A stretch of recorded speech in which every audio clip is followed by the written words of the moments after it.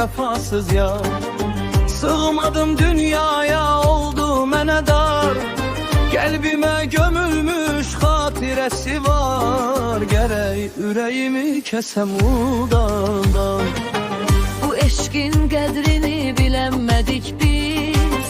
Bağlanıb qəlbimə gedən cığırız.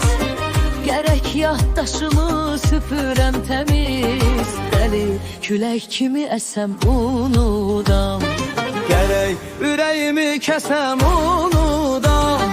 Gəli külək kimi əsəm unudam. Hər kəsdən, hər şeydən küsəm unudam. Unutma o qədər asan iş deyil. Yalan olar sözdə desəm unudam. Gərək ürəyimi kəsəm unudam. Dəli külək kimi əsəm unudam.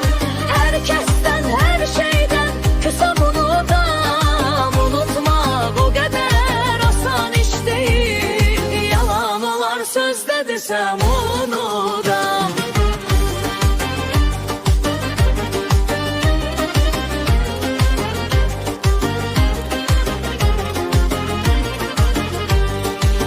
Yəqin ki sevəndə olmuşam naşı. Mamır bağlayıbdı gözümün yaşı.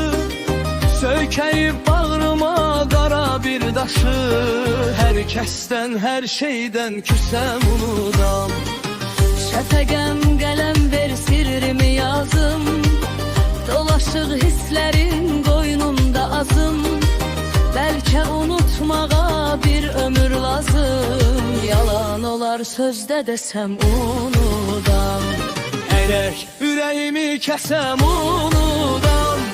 Dəli külək kimi əsəm unudam. Hər kəsdən, hər şeydən küsəm unudam. Unutma o qədər asan iş deyil. Yalan olar sözdə desəm unudam. Gərək ürəyimi kəsəm unudam.